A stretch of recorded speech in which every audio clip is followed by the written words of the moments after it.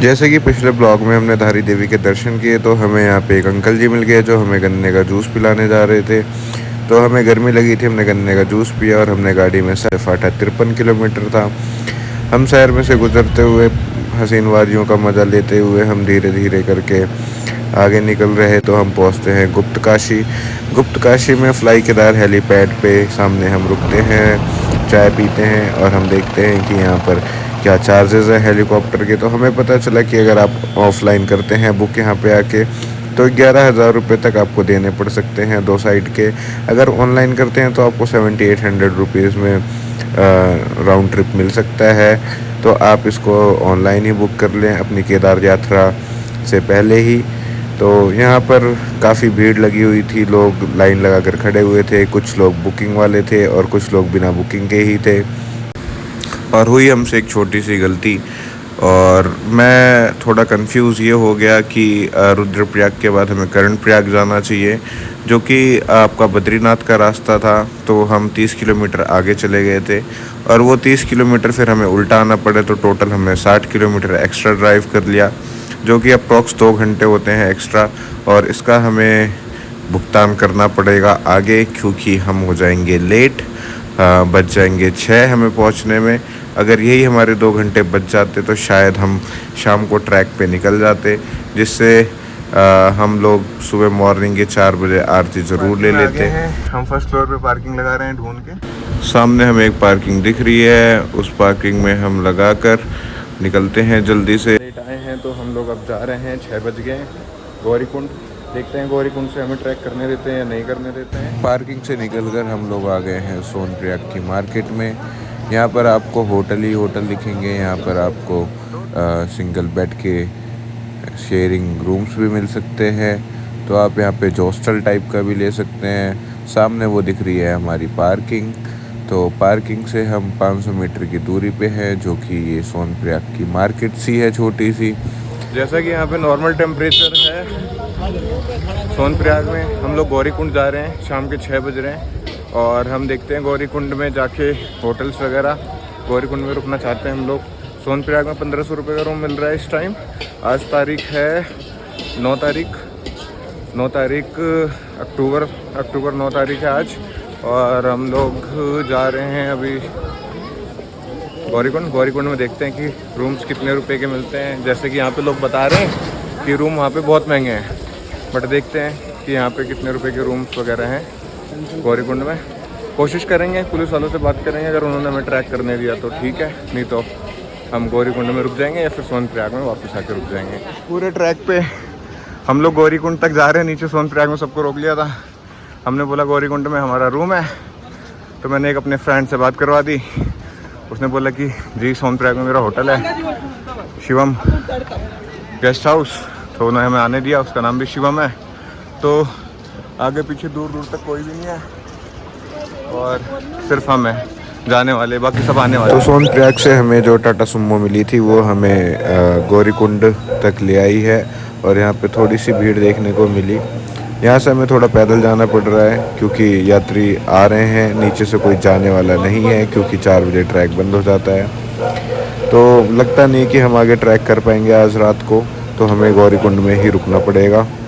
Tata Sumo ने हमें approx 500 metre दूर गौरीकुंड से उतार दिया था। अभी हम गौरीकुंड में एंट्री कर रहे हैं। तो ये गौरीकुंड की शुरुआत है, जहाँ से आप गौरीकुंड की मार्केट में एंट्री लेते हैं। तो ये आपको सिंगल रोड पे ही आपको होटल्स मिलेंगे।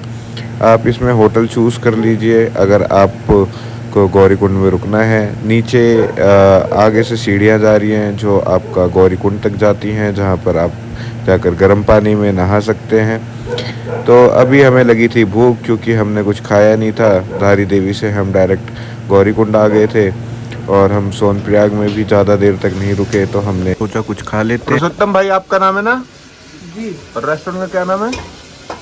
संदीप। जय श्री केदार बाबा। बोलो रेस्टोरेंट का नाम क्या है? संदीप रेस्टोरेंट, गेस्ट हाउस में। अच्छा। चलिए, गौरीकुंड से हम 4 बजे सुबह निकल रहे हैं ट्रैक के लिए। तो एक नई गाइडलाइंस आई थी, हम लोग शाम को पहुंच गए थे करीबन 6 बजे। लेकिन क्या हुआ कि जो गाइडलाइंस है वो 4 बजे के बाद ट्रैक नहीं कर सकते आप। तो अगर आप इवनिंग में ट्रैक करना चाहते हो तो 4 बजे से पहले आए, उसके बाद एंट्री नहीं होगी। और बाकी फिर सुबह 4 बजे से एंट्री स्टार्ट होती है, तो आपको होटल लेना पड़ जाएगा गौरीकुंड में। अगर आप लेट हो जाते हो 4 बजे से तो आप ना सोनप्रयाग में रुक सकते हो, ज़्यादा बेस्ट रहेगा। लेकिन अगर सुबह 4 बजे की ट्रैक करनी है, आपको स्टार्ट कर देना है, तो आप गौरीकुंड में रूम ले लो।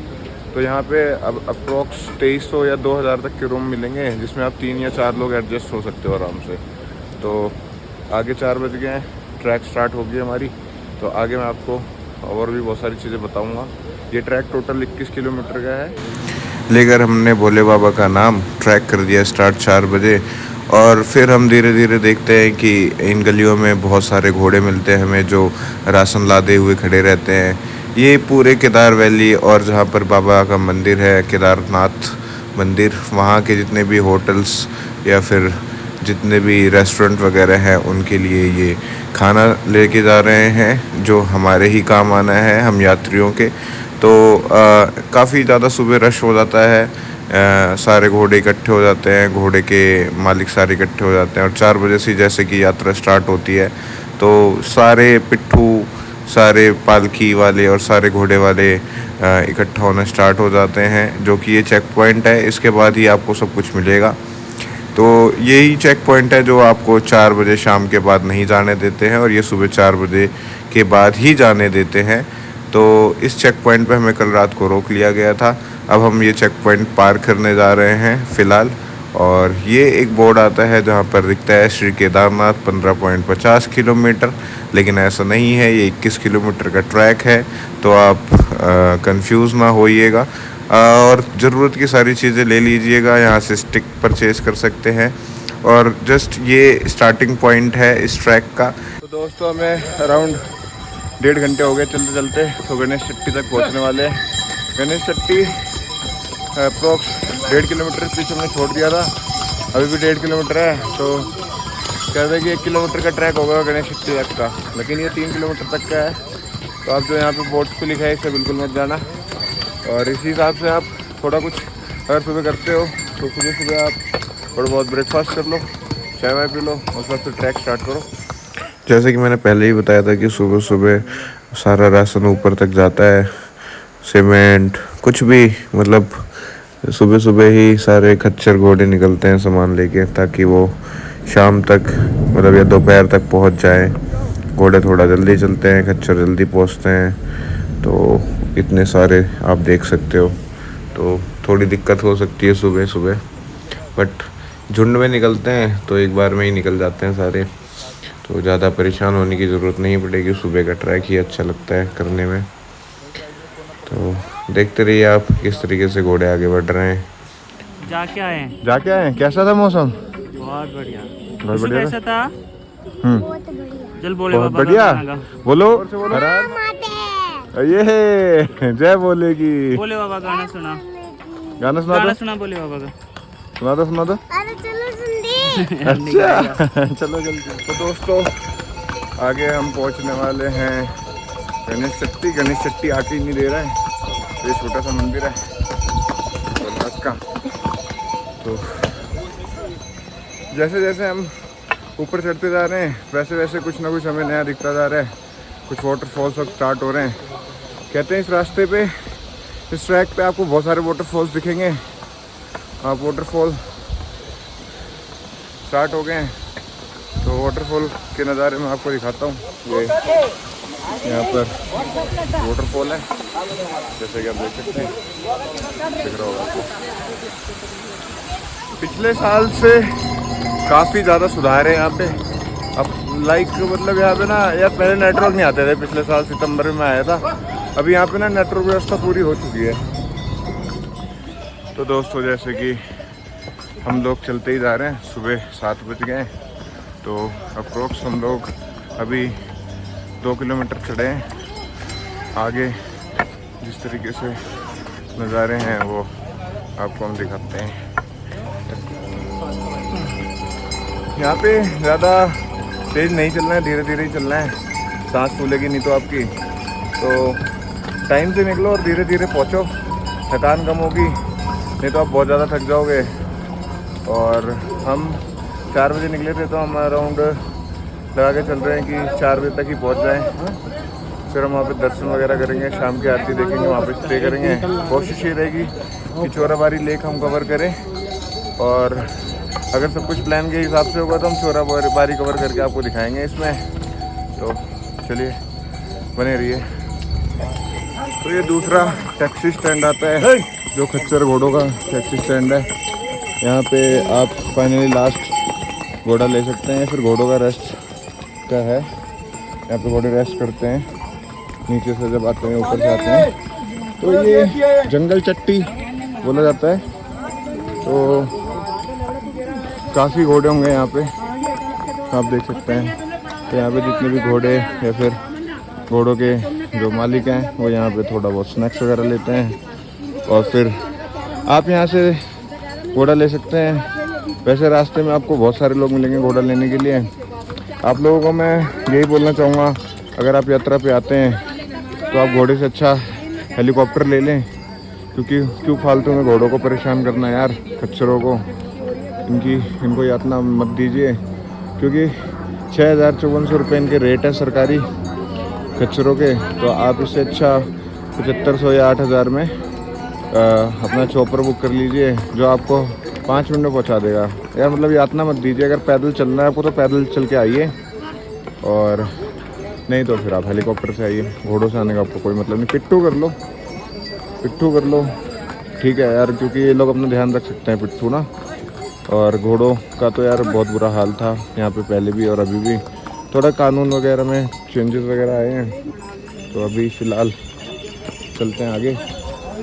और थकान तो नहीं है, लेकिन सुबह सुबह ट्रैकिंग करने का मज़ा बहुत आ रहा है। कह रहे हैं कि 3 दिन से यहाँ पे बारिश नहीं हुई है, और हम आशा करते हैं कि यहाँ पे बारिश ना हो। बारिश होने से क्या होता है कि स्लिपरी हो जाती हैं ये पत्थर वगैरह, तो लोग फिसल के गिर जाते हैं, तो काफ़ी लोगों को चोट भी आती है।